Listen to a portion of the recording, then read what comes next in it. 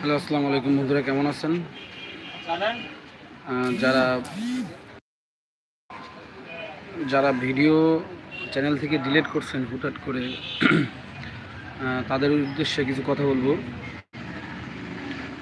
আপনার চ্যানেলে যদি কপিরাইট স্ট্রাইক আসে বা অনেক সময় কপিরাইট ক্লেম আসে, এই জন্য আমরা কি করি, আমরা কিন্তু আমাদের ভিডিওটা ঠাস করে ডিলিট দিয়ে দিই।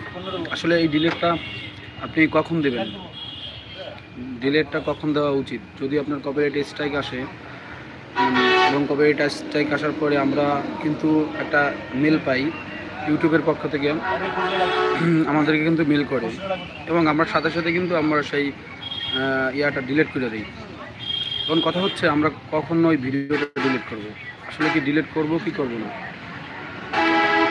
আমার কথা হচ্ছে, যদি কপিরাইট স্ট্রাইক চলে আসে, আপনারা কখনো ভিডিওটা আগে থেকে ডিলিট করবেন না, যেটা হচ্ছে একেবারে সত্য কথা।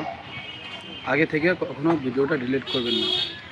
যদি আপনার চ্যানেলে কপিরাইট স্ট্রাইক চলেই আসে, আপনি ভুলেও কোনো ধরনের কোনো হতাশ না হইয়া আপনি আগে থেকে ভিডিও ডিলিট করবেন না। প্রয়োজনে আপনি ইউটিউবের যারা হেল্পলাইন, যে হেল্পলাইনটা ইউটিউবের কাছে আপনি সাহায্য চাইবেন, তারাই আপনাকে বলে দেবে। আমার মতো কিংবা অন্য একজনের মতো কথায় কী করতে হবে না করতে হবে সেটা আপনারা কান্না দিয়ে, কিন্তু এতটুকু সত্য, আপনারা আগে থেকে ভিডিও ডিলিট দেবেন না। এখন আমার যেটা হয়েছে, আমি 485টা ভিডিও ডিলিট দিছি, 485টা।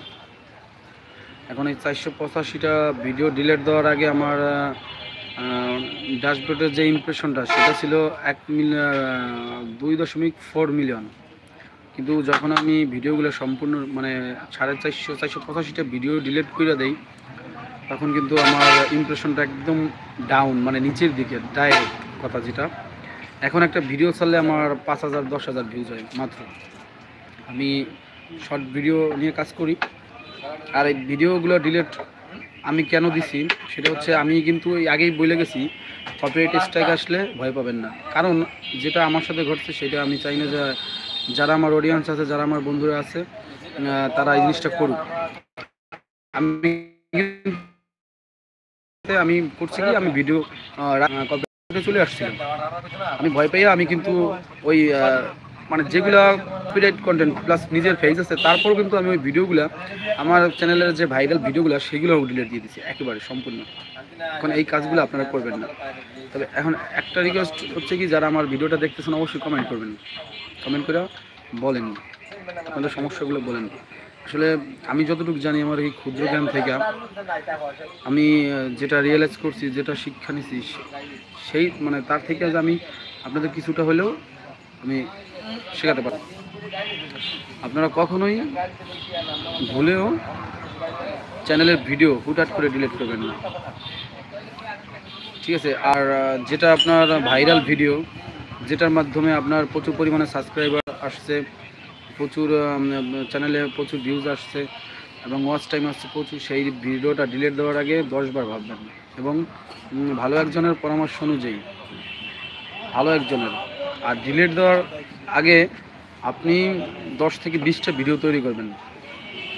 10 থেকে 20টা ভিডিও ভালো মানের 10 থেকে 20টা ভিডিও মানে আগে তৈরি করবেন।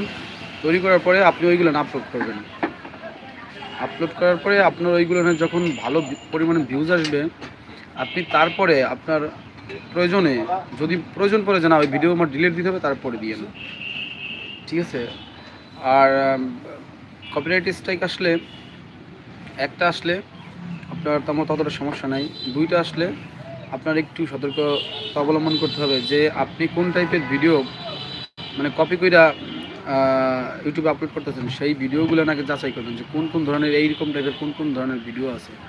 প্রয়োজনে আপনি সেই ধরনের ভিডিওগুলো ডিলিট দেন।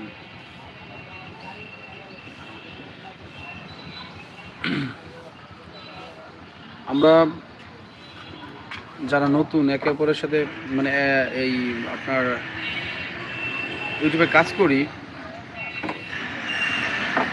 আমরা প্রত্যেককে যদি প্রত্যেককে সেই ভালোবাসাটা না দেখাই, ঠিক আছে, তাহলে সাকসেসফুল হওয়াটা